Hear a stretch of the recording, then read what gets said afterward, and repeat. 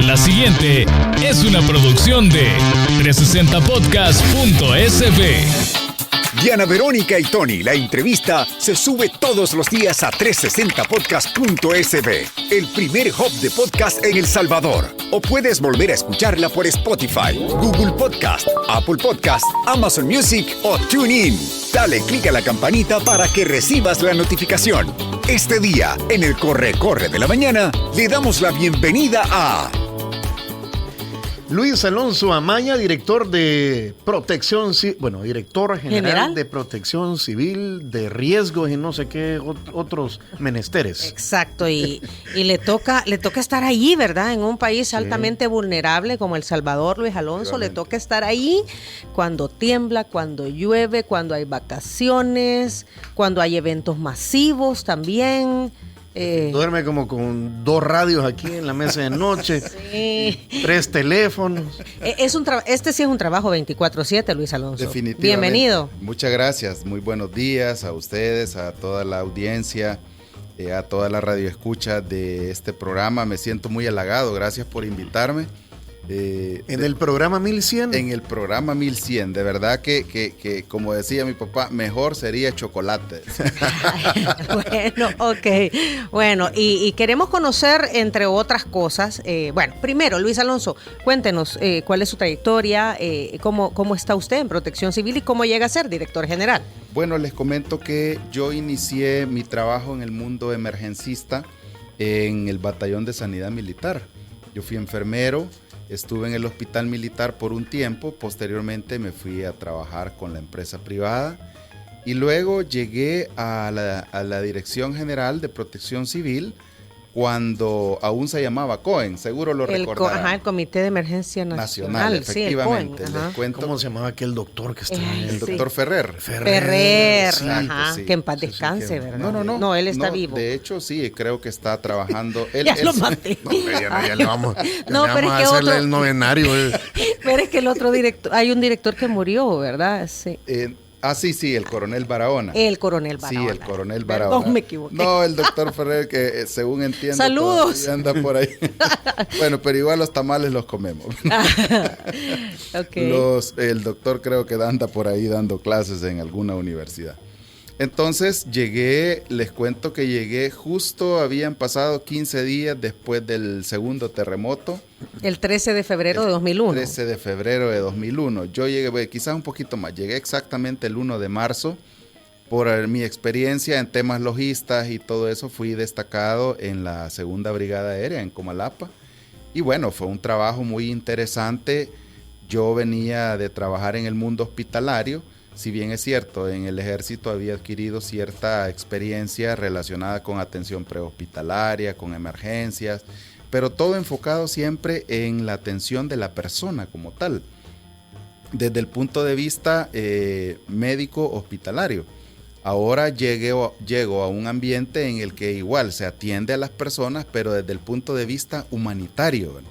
En el ámbito humanitario que no solamente tiene que ver con la atención de la salud, sino con la atención de la subsistencia, la búsqueda, el rescate, la evacuación, la provisión del abrigo a las personas y así sucesivamente. Luego pensar también en soluciones habitacionales en el caso de los terremotos. Así es que fue, digamos, un cambio bastante brusco. Sin embargo, cuando uno tiene vocación por el trabajo, cuando uno tiene vocación de servicio hacia las personas, hacia los más necesitados, estos cambios, aunque sean bruscos, le permiten a uno encontrarse con su verdadero ser, ¿verdad? Con su yo. Entonces, rápido nos acoplamos y desde ahí empecé a trabajar.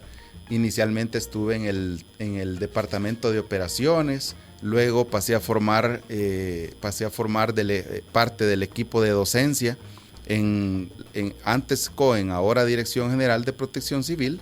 Siempre ha habido un departamento que se dedica a la formación y la capacitación. Regularmente se cree que Protección Civil únicamente trabaja en emergencias y desastres, ¿verdad? Que solamente nos activamos cuando hay lluvias, cuando hay... Pero para actuar en esos momentos tienen que prepararse todo el tiempo. Efectivamente. Y nuestro trabajo, es decir, el departamento que ahora se llama Desarrollo de Talento Humano, no solamente se ocupa de formar y capacitar a nuestro personal, de la Dirección General de Protección Civil, sino que desarrollamos cursos, desarrollamos, es decir, todo lo relacionado con gestión de riesgo de desastres, incluyendo atención de la primera respuesta en coordinación con otras instituciones. Hemos tenido en algún momento buenos cursos, buenos trabajos, incluso con la Escuela Militar, con la Academia Nacional de Seguridad Pública. Ahora mismo tenemos un convenio con la academia, con la Universidad de El Salvador, y estamos buscando hacer un convenio también con la USAM, a fin de que nuestra temática se empiece a desarrollar en cada una de las carreras que justamente también tienen que ver. Por ejemplo, el tema de la ingeniería, ¿verdad? El tema de la reducción de riesgo sísmico es un tema bastante complejo. Y bueno, estando ahí, pues ya en junio de 2019 fui ascendido a subdirector, y el año pasado, en julio de 2021, desde entonces ostento el cargo de director general. Básicamente esa ha sido un poco mi trayectoria. Tiene mucha experiencia ya. ¿Y las vacaciones cuándo se las toma, Luis Alonso? Cuando no haya lluvia, cuando no haya periodo vacacional, cuando no haya terremoto. Y en algún momento... Eso es por ahí de noviembre. Y eso, entre noviembre y diciembre. Pero es que eso es lo chistoso, porque aquí llueve y de repente se te viene un temblor, y creo que eso nos pasó en el 2020. De hecho, sí. Ajá. Bueno, vivimos en un país multiamenazas. Así está catalogado, así está considerado. En la juerga emergencista, ser multiamenaza significa que tenemos diferentes eventos que podrían generarnos efectos adversos. ¿A qué le llamamos eso? Que podemos tener daños en las personas, el medio ambiente, los medios de vida, que es lo más grave, ¿no? Por supuesto, después de los daños a las personas. Vivimos en un país, de hecho, nuestro Plan Nacional de Respuesta tiene o considera 9 amenazas, dentro de las que podemos mencionar la amenaza sísmica, vulcanológica, deslizamientos, de huracanes, tormentas tropicales, depresiones, la epidemia, que ahora pues ha sido... Pandemia. Pasó de ser epidemia y ahora tenemos una pandemia. Curiosamente les cuento que en algún momento, cuando decidimos incluir el tema de las pandemias digamos en todo el pool de amenazas que considera nuestro plan, lo hicimos en función, ustedes recordarán cómo el mundo se estaba preparando para la famosa gripe aviar, que al final a El Salvador no llegó como gripe aviar, sino que llegó como gripe porcina, la famosa H1N1, ¿verdad? Entonces, definitivamente tenemos todo un pool de amenazas por el que hay que trabajar mucho. Ahora mismo estamos desarrollando diferentes proyectos de forma paralela. Estamos actualizando el Plan Nacional de Reducción de Riesgos, considerando también algunos acuerdos macro, como es el marco de Sendai, que determina algunas tareas específicas que debería seguir todos los países del mundo en función de 5 prioridades. Una de esas, por ejemplo, la gobernanza del riesgo, es decir, trabajar por capacitar a las personas, se debe conocer el riesgo. La otra es el conocimiento del riesgo como tal, que no solamente basta decir que aquí llueve, que aquí tiembla, sino puntualizar y digamos en términos técnicos esto se llama caracterizar la amenaza, a dónde tiembla, cuánto afecta, cuánto es el área geográfica que podríamos mencionar. Por ejemplo, en nuestro país, aunque sabemos que los terremotos afectan todo el país, básicamente las zonas más críticas son las zonas de las cordilleras, que es donde en los últimos 3 terremotos, el de 2013, el 13 de febrero de 2001, el 13 de enero, el de 1986, nos han definido. Básicamente tenemos 2 hipótesis de riesgo, si lo pensamos bien, ¿verdad? La de 1986 y la de 2001. Sí. ¿Cuánto afectó? Bueno, el del 86, la franja central. El de 2001, la franja central y la cordillera, todo lo que tiene que ver con la cordillera del Bálsamo y la cordillera del litoral en todo el territorio nacional. Así es que definitivamente hay que conocer el riesgo. Otra de las prioridades sobre las que estamos trabajando también es que los planes ya no deberían ser meramente emergencistas. Reactivos. Reactivos. tenemos que pensar ya de una vez por todas en que los planes sean construidos con una visión prospectiva del riesgo, es decir, adelantarnos a los hechos. Si sabemos que, y de repente la simple lógica nos dice, ¿verdad? Si sabemos que hay una comunidad que se inundó en Fifi, luego se inundó en Mich, luego se inundó en Stan, luego se inundó en Ida. Los japoneses tienen un dicho que a mí me encanta: si pasó 1, 2, 3, 4, va a seguir pasando. Entonces, el hecho de considerar que si construimos debe hacerse con visión prospectiva del riesgo, debería significar que esas construcciones ya no sigan dándose. Y ahí vamos caminando, desarrollando muchos proyectos. A ver, rápidamente, porque vaya, las cifras se pueden encontrar. Digamos, ¿qué es lo que más le ha llamado la atención de esta temporada de vacaciones de Semana Santa, donde, bueno, se supone que todavía estamos en pandemia, pues? Por supuesto, ¿verdad? Por supuesto. Y hay gente que está temerosa de que las aglomeraciones otra vez generan un repunte. Tal vez ya nos estamos como acostumbrando al coronavirus, es parte del paisaje. ¿O qué ha pasado? ¿Qué es lo que más le ha llamado la atención de las cifras que han presentado como producto de esta temporada de Semana Santa? Yo creo que es importante mencionar que, en primer lugar, y lo decimos con mucha propiedad, hemos tenido el plan verano más seguro en la historia del país. Aunque la siniestralidad siempre ha estado, la accidentabilidad vial siempre la hemos tenido, hemos cerrado a la baja, y si bien es cierto, tuvimos una leve alza en los fallecidos por accidentes de tránsito, esto se dio no porque tuviéramos más accidentes, sino porque un par de accidentes fueron sumamente graves. Es que no es la cantidad, ¿verdad? Sino que es el tipo, ¿verdad? El tipo de sí, los accidentes. El tipo de accidente. Entonces, hemos tenido algunos accidentes que, pues, lamentablemente fueron muy, muy graves, y eso ha hecho que la cantidad de fallecidos haya cerrado un poco a la alza. Sin embargo, digamos que hay 3 cosas puntuales que ahora nos llaman la atención, y aprovecho comentarles que ya estamos trabajando en las estrategias que deberíamos seguir, porque es que, si bien es cierto, el plan verano terminó el domingo, nosotros ya estamos pensando en agosto. Incluso me decía el jefe de operaciones, deberíamos pensar ya que estos resultados que ahora hemos tenido deberían ser el punto de partida para empezar a trabajar para las vacaciones de agosto y las vacaciones de diciembre, ¿verdad? Entonces, uno de ellos definitivamente es la accidentabilidad. Hemos tenido un total de 372 accidentes que dejaron como resultado 269 personas lesionadas. Lamentablemente, las causas más relevantes en cuanto a la accidentabilidad tienen que ver con la distracción al conducir. Ahora mismo venía y cualquier cantidad de personas viendo el teléfono, enviando mensajes, viendo sus redes, y manejando, ¿verdad? Eso no puede seguir pasando. Yo creo que... Usted se les queda viendo cuando vaya en el carro. De hasta abajo el vidrio, y hasta abajo el vidrio en algún momento hasta me han dicho, ay, ¿qué, verdad?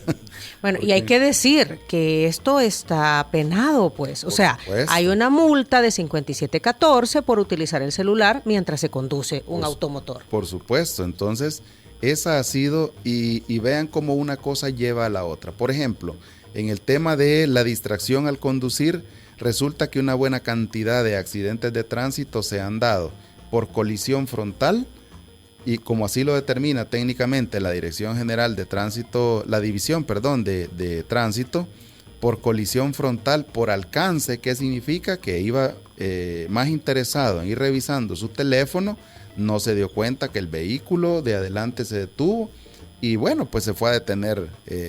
Esa se llama colisión por alcance, colisión frontal.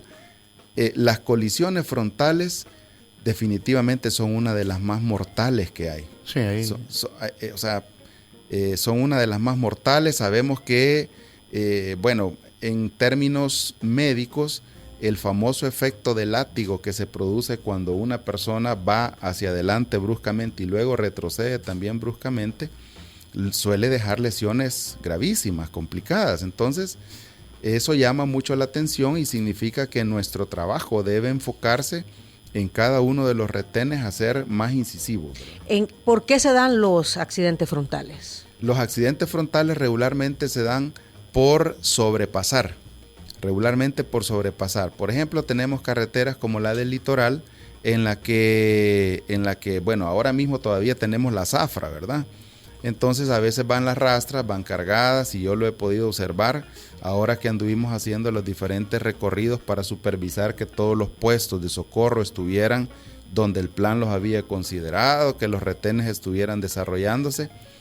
Es increíble ver cómo gente de manera, digamos, muy osada, no tengo otro término para referirme a ellos, de forma demasiado osada, diría yo, se aventuran a rebasar una rastra sin importar que el otro vehículo venga cerca. Entonces, no guardando las consideraciones del caso, suele darse las colisiones frontales que, insisto, en algunos casos son las más mortales que hay. Y estas personas están manejando bajo los efectos del alcohol. O sea, ¿se puede determinar eso, que estos accidentes frontales además son producto no solamente de ser usados, como usted dice, sino otro tipo de situaciones? Definitivamente. Y es que de hecho esa es una de las causas. La distracción al conducir es una de las causas. Pero luego tenemos, como usted bien lo ha dicho, conducir bajo los efectos del alcohol. De verdad, eso no es buen negocio.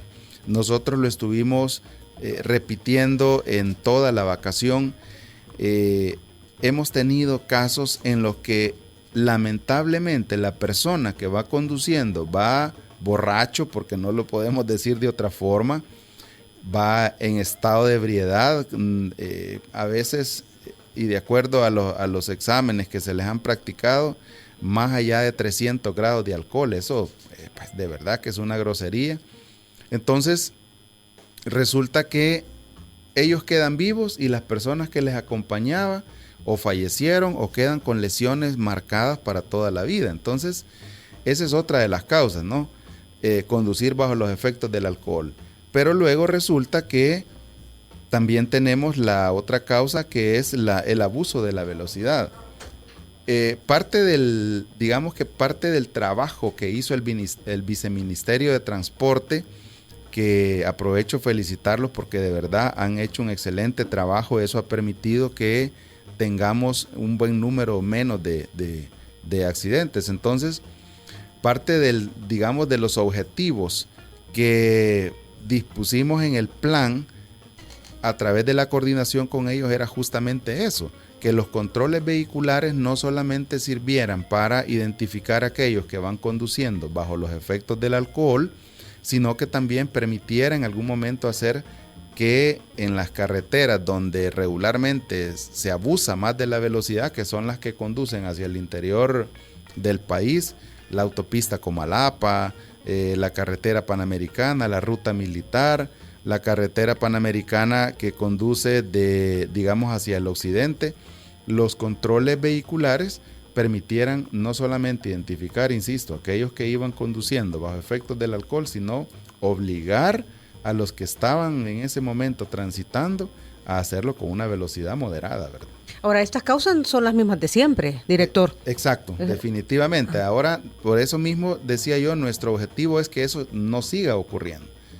Ahora, por dicha, también y gracias al trabajo articulado que hemos estado haciendo con todas las instituciones, ahora por fin los gestores tienen ya autoridad legal para imponer una sanción, que es lo que no habían tenido anteriormente, y de hecho por eso eran causas hasta de burla, ¿verdad? Bueno, el caso más ingrato, diría yo, que sucedió, el señor que se llevó en el capó al gestor, ¿verdad? Sí. Fue allá por Plaza Mundo, ¿verdad? Por el Boulevard del Ejército. Sí, exacto, sí. Entonces ahora, gracias también al trabajo y a la coordinación con la Asamblea Legislativa, ellos ya pueden imponer multas, y eso en alguna medida ha hecho también que, por ejemplo, en algunos puntos estratégicos de la capital, donde sabemos que siempre no solamente hay mucho tráfico, sino que son salidas de lugares donde hay cualquier cantidad de bares, restaurantes y todo eso, la misma presencia ahora del gestor ya hace pensar 2 veces a la persona que ha estado ingiriendo bebidas alcohólicas y que a altas horas de la madrugada se dispone ya a manejar, ¿verdad? Estoy viendo que hubo más muertes por accidentes de tránsito que ahogados, por ejemplo. Definitivamente. Bueno, y hablando también en el tema de los fallecidos por accidente de tránsito, insisto, en el 2021 tuvimos 400, en el caso de los fallecidos, en el 2021 tuvimos 31 y ahora este año contabilizamos al final, al cierre, el día domingo, 40 fallecidos, casi un 30% más que el año pasado. Insisto, esto ha sido dado de que, o a partir de que, si bien es cierto, los accidentes fueron menos, tuvimos 4 o 5 que fueron sumamente graves, que justamente incluyeron colisiones frontales, ¿verdad? Algunos y otros también colisiones más allá de que se dio un vehículo con otro, se salieron de la carretera, impactaron contra un árbol y de ahí pues la gravedad del caso, ¿verdad? Pero esto definitivamente tiene que ver con el exceso de velocidad, el exceso de confianza al momento de conducir. El exceso de confianza, el exceso de la velocidad y el bendito celular, ¿verdad? O sea, eso de verdad que no es buen negocio venir manejando y revisando. Porque estamos viendo, por conducción peligrosa ha habido aumento, sí, ¿verdad? Fallecidos en accidentes de tránsito ha habido aumento, como usted lo acaba de mencionar. Ha habido aumento en los lesionados de accidentes de tránsito, o sea, las cifras no son halagadoras, los problemas son los mismos. Ahora dice usted, bueno, los gestores de tráfico pueden poner multas, entonces se les tiene más respeto porque ya no solamente dirigen el tráfico, sino que dice uno, no, me va a poner multas si me ve hablando por celular. Exacto. Ahora, yo creo que el tema del cinturón sí lo hemos acatado. Porque me recuerdo que cuando pusieron la multa por no usar el cinturón de seguridad, pues fuimos reacios, ¿verdad? Pero cuando se empezó a poner multas continuamente a la gente se le empezó a inspeccionar, esto cambió. Es que hay un montón de factores. Yo iba para la playa el viernes en la mañana tempranito y la cantidad de gente que va, o sea, de pickups que llevaban en la cama, gente que va de pie, todos van de pie, ¿verdad? Y se ve que van, pues sí, van bien contentos a disfrutar a la playa, porque se ve que van a la playa, pero ¿y qué pasa si tiene un accidente? Esa gente va a salir volando, pues. En algunos casos, y esa es una preocupación en la que también ya estamos prestando mucha atención y en la que ya se está planteando una estrategia también. Definitivamente los pickups no son para eso. O camiones, que se nota que o van para el culto o vienen del culto. Esa es otra característica. Exacto. O vienen del partido o van para el partido, el fútbol. Y en algunos casos le ponen un poco más de complejidad a la misma persona. Ponen sillas de estas. Ponen sillas. De plástico, no de caucho.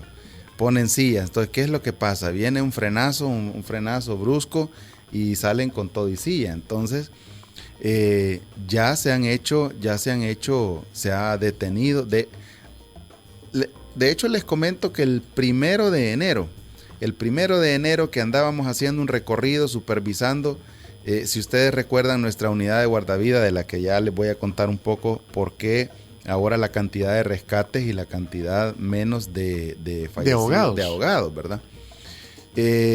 Haciendo una supervisión el 1 de enero, llegando justamente al punto donde uno se separa para ir al puerto y para tomar la ruta, el bypass, iba un camión con gente hasta bailando en el camión, ¿bien?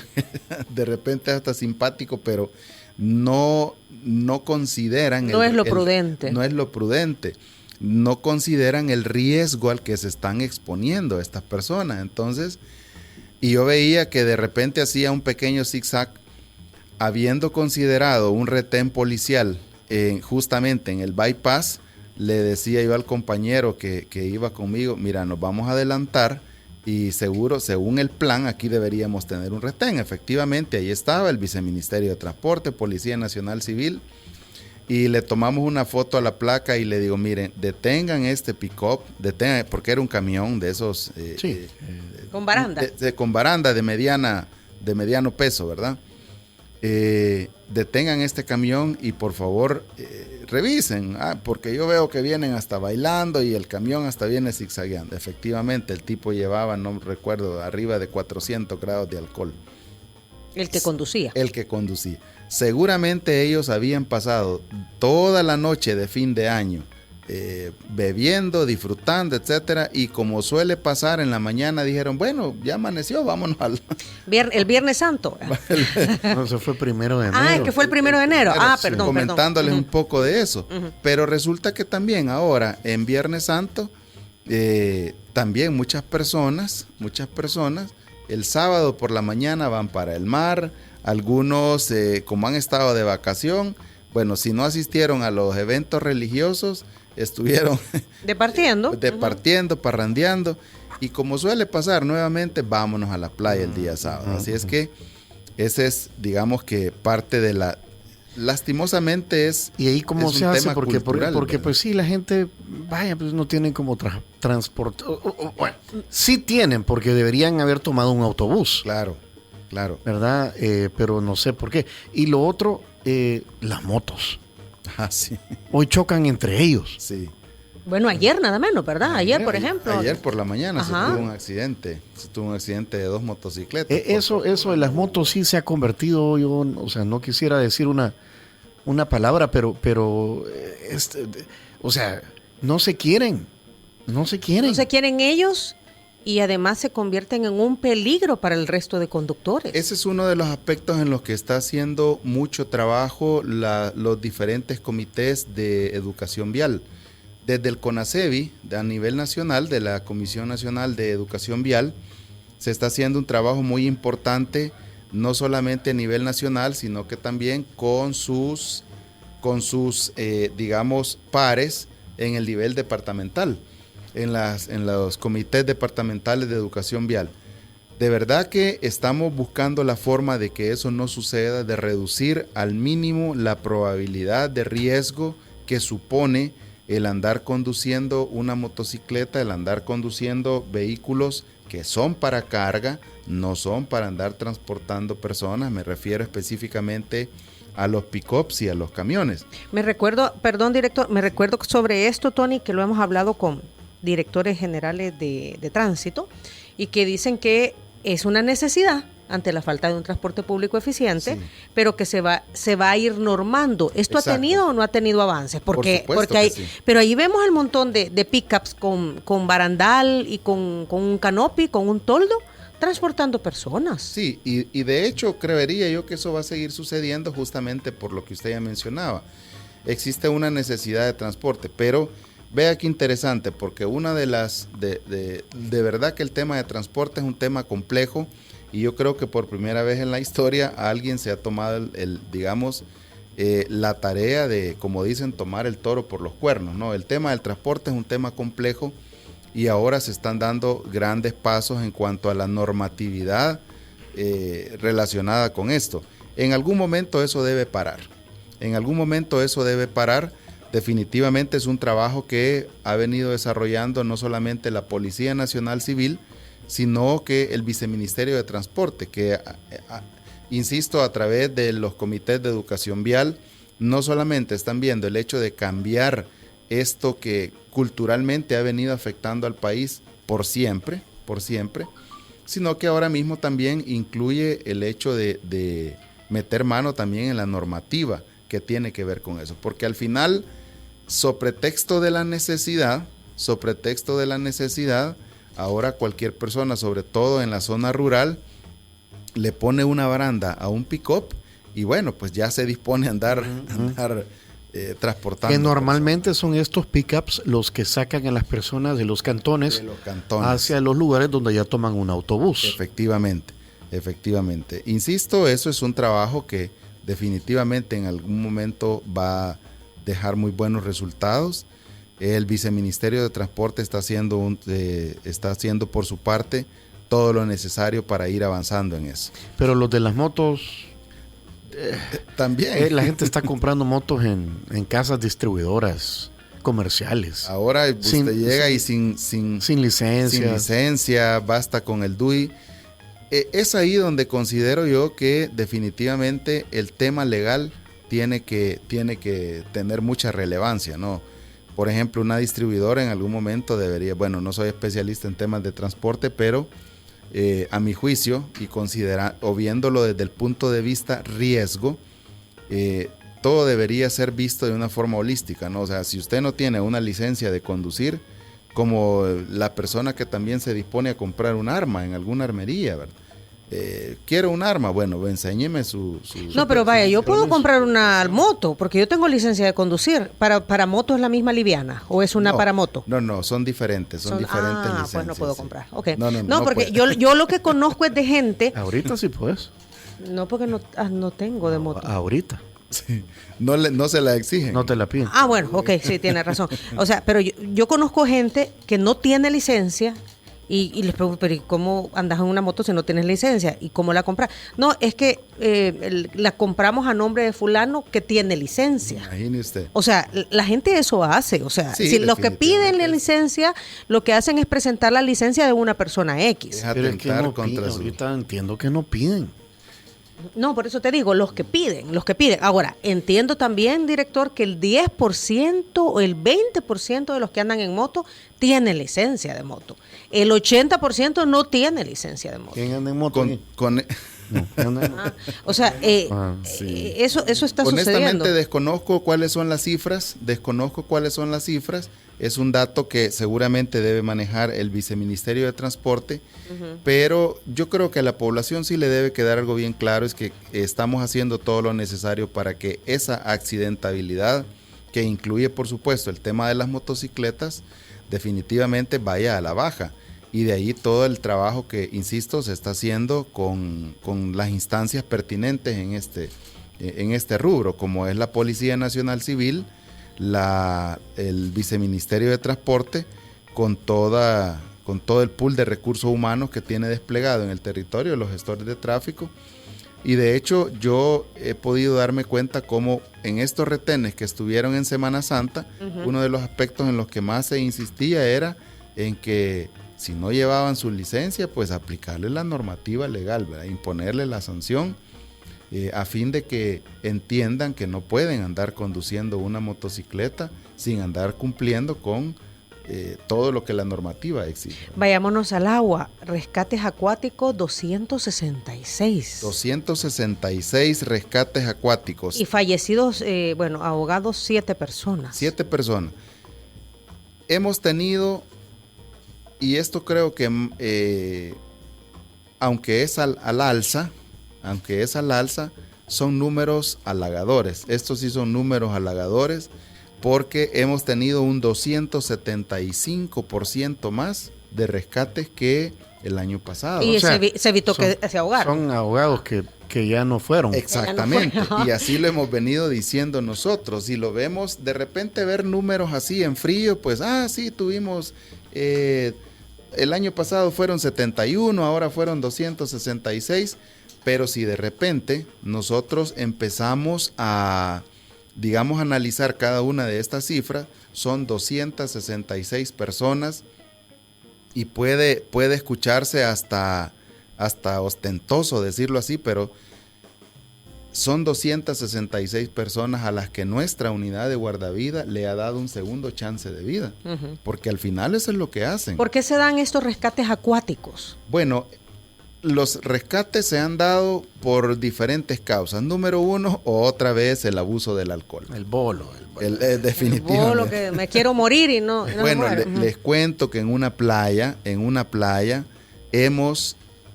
de las playas hemos rescatado 4 veces a la misma persona. Es bolonesio. Sí, ese es el típico bolonesio, como así se dice. En una playa 4 veces 4 se metió veces. Y 4 veces lo sacaron. 4 veces. Esta persona, la primera vez se le rescató y bueno, dijo, sí, disculpen, no me di la situación. Y bueno, ok, por favor, usted está en estado de ebriedad, no se introduzca a la playa. El guardavidas que estaba destacado, o los guardavidas, porque hemos tenido un trabajo muy, pero muy intenso en cada una de las 28 playas a las que hemos dado atención. Y eso ha requerido no solamente un guardavidas.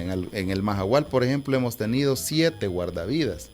hemos tenido una concurrencia que en términos turísticos ha sido muy bueno, ¿no?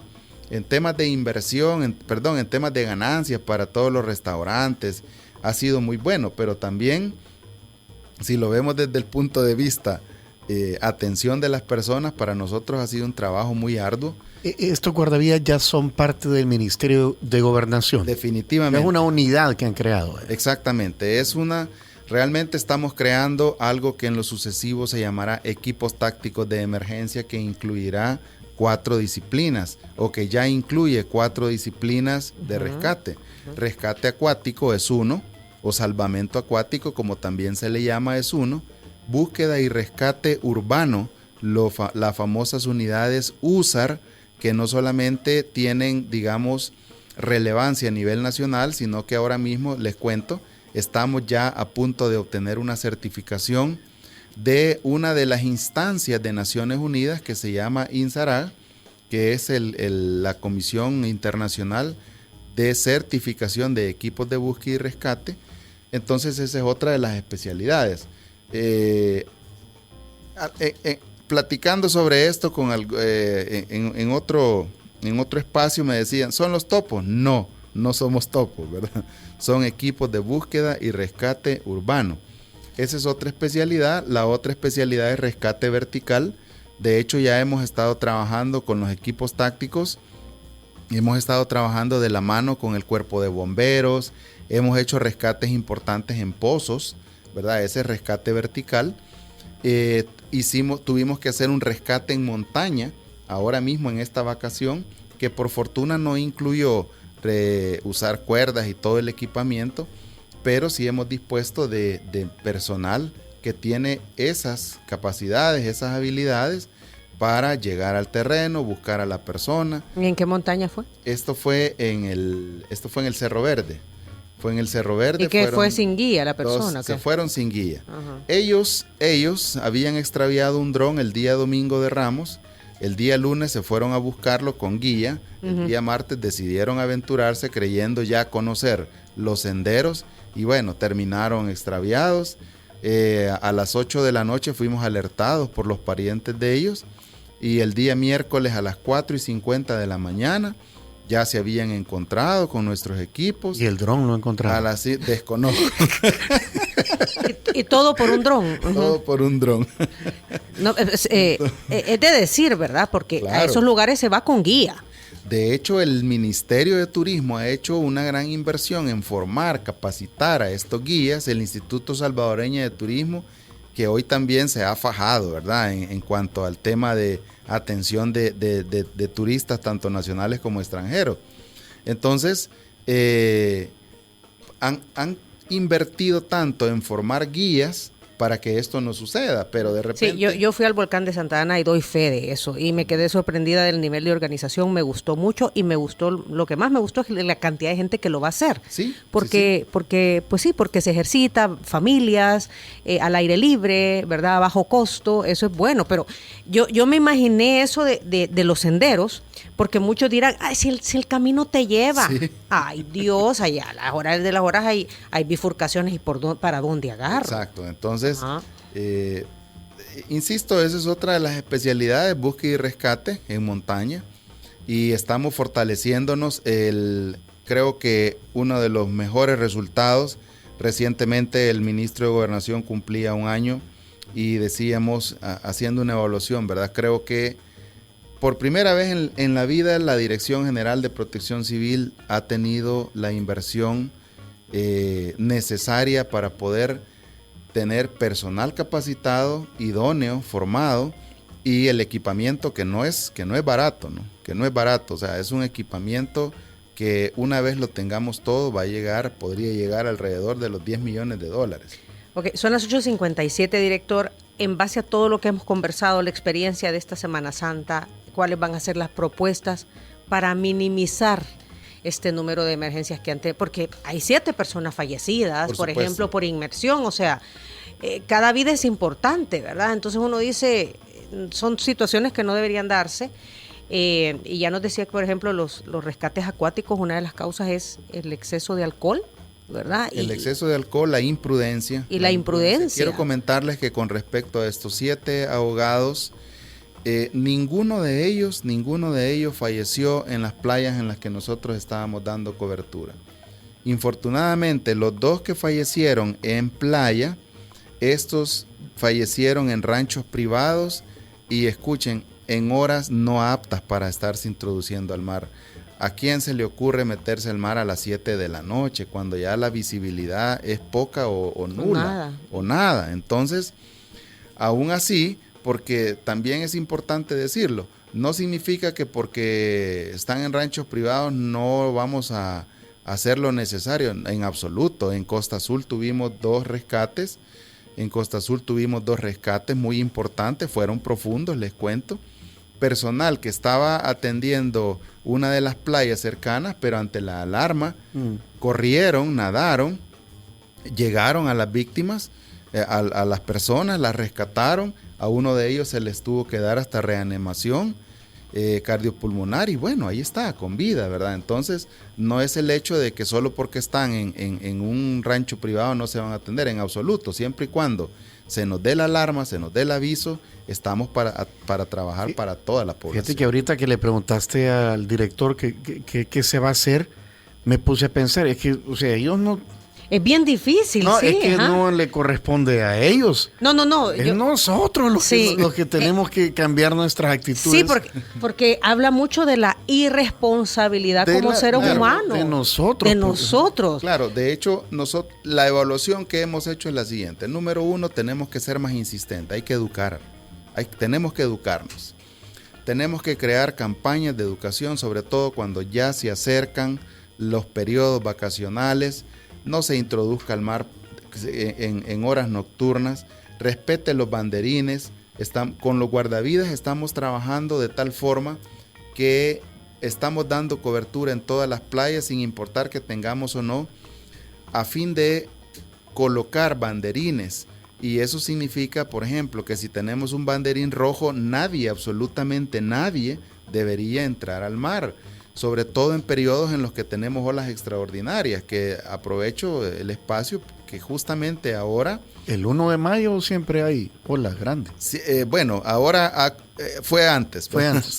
Hemos tenido hoy el periodo de olas extraordinarias, esto tiene que ver con los movimientos de la luna y todo eso, ¿verdad? Y bueno, las recomendaciones de siempre. En la medida en que nosotros acatemos lo que nos dicen los guardavidas, asumamos la responsabilidad de que conducir bajo los efectos del alcohol no es buen negocio, que siempre que tengamos un accidente no solo voy a resultar lesionado yo, porque al final cualquiera podría decir, mi vida es mi vida y yo decido qué hago con ella, está bien, pero el problema es que siempre hay daños a terceros. Y lamentablemente en algunos casos, en muchos casos, esos daños a terceros incluyen lesiones permanentes, fallecimiento. Y el que iba manejando, el que decidió hacer con su vida lo que quería, no le pasó absolutamente nada. Entonces es cuestión de responsabilidad. No dudo que el Viceministerio de Transporte va a tomar cartas en el asunto en lo que a educación vial se refiere. Y por supuesto nosotros en cada uno de los planes seguir trabajando de forma articulada para minimizar este tipo de hechos, ¿verdad? Claro, ok, estamos que a pocos días de entrar a la transición de la época seca a la época lluviosa, sí. Director, y aquí se viene otra vez el tema de las lluvias fuertes, llueve fuerte en poco tiempo y se vienen las inundaciones, claro. ¿Verdad? Tenemos un montón de zonas vulnerables, ¿cómo se está preparando? Ahora mismo estamos ya trabajando el plan invernal, en poco tiempo el señor ministro en su calidad de presidente de la Comisión Nacional va a hacer el lanzamiento, pero quiero comentarles que estamos planificando 6 estrategias puntuales que nos van a permitir no solamente, ya sabemos cuáles son las zonas vulnerables, entonces hay que trabajar ya de la mano con las instituciones que tienen responsabilidad directa e indirecta en la reducción de riesgo en esos lugares. Alcaldías, comisiones municipales de protección civil, comisiones departamentales. Quiero comentarles que en la elaboración del plan invernal 2022 hemos venido trabajando desde el mes de enero. Desde el mes de enero hemos hecho un plan sumamente consulto en el que los gobernadores y gobernadoras en su calidad de presidentes de comisiones departamentales de protección civil también han dicho, mire, en mi departamento esto es lo que me duele, estos son los problemas. Entonces queremos que de verdad sea un plan.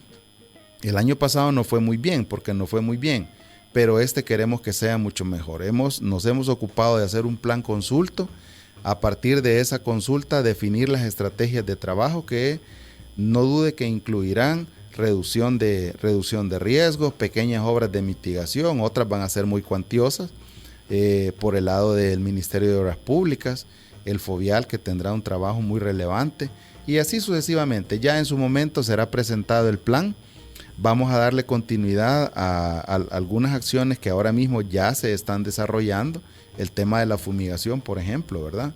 Sabemos que empieza a llover y empieza a haber zancudos por todos lados. Entonces, esa es otra de las tareas que tenemos que afrontar como país, como sistema, y hacer todo lo necesario para mantener los casos de arbovirosis, es decir, todas las enfermedades que tienen como punto de partida los arbovirus, dengue, chikungunya, zika, que se mantengan en la fase de éxito, ¿verdad? Bueno, ahorita es época de chicotes. Ahorita es época, y vienen los zompopos de mayo. Vienen los zompopos de mayo. El ataque de los chicotes. Y después el zancudero. Sí.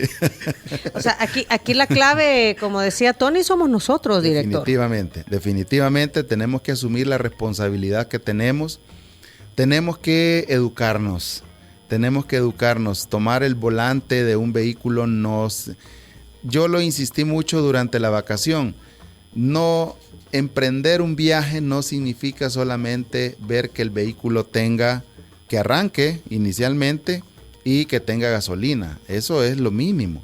De verdad deberíamos tener la costumbre de que antes de iniciar la marcha, que las llantas estén bien, que los fluidos de frenos y el hidráulico y todo lo necesario también estén en los niveles correspondientes. Pero de fallas mecánicas he escuchado muy poco provocación de accidentes. Definitivamente, fueron pocos, sin embargo hubo, ¿verdad? Uh-huh. Hubo accidentes. De hecho, tuvimos un accidente en Río Chiquito, esto es en la zona de las pilas. Uh-huh. Sí, en la zona de las pilas, que aparentemente pues tuvo que ver, número 1, con el abuso en la velocidad, y número 2 también con problemas en los frenos, ¿verdad? Sabemos que esa es una zona bastante complicada, y de hecho no saber conducirse sobre esa carretera puede provocar que, aunque tengamos frenos buenos, pues se cristalizan. Como dicen, se le calentaron los frenos y ya no frenó. Se le fueron. Ajá. O sea, lo que pasa es que esa carretera no es para cualquiera también. Definitivamente yo creo, y en algún momento lo dije, yo creo que no deberíamos tomar riesgos que no conocemos. No deberíamos asumir ningún tipo de riesgo.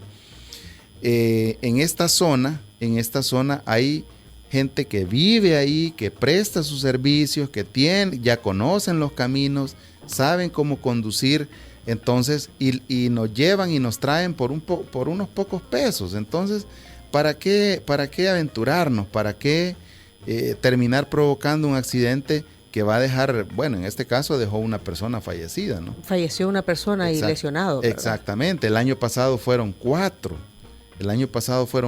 fallecidos. Entonces, ¿para qué afrontar? ¿Para qué tomar riesgos que no conocemos? Estamos en año de la niña, ¿verdad? Eso implica mucha lluvia. Efectivamente, algo bien importante, el fenómeno de la niña y el fenómeno del niño son bastante fluctuantes y tienen que ver, como seguramente ya conocerán ustedes, con la temperatura del océano en la zona del Ecuador. Ahora mismo digamos que el pronóstico que únicamente tenemos hasta mayo, junio, lo que nos dice es que vamos a tener lluvia, ¿verdad? Vamos a tener lluvia, no de forma muy persistente, pero sí vamos a tener abundantes precipitaciones. Pero no deberíamos aventurarnos. Vamos a seguir con los especialistas en la materia del clima. Este es parte del trabajo que nosotros hacemos con el Ministerio de Medio Ambiente, coordinamos con ellos. siendo ellos los que, digamos, proveen la información científica necesaria a fin de que nosotros podamos estimar el riesgo en todo lo que la temporada invernal se refiere, ¿verdad? Ok.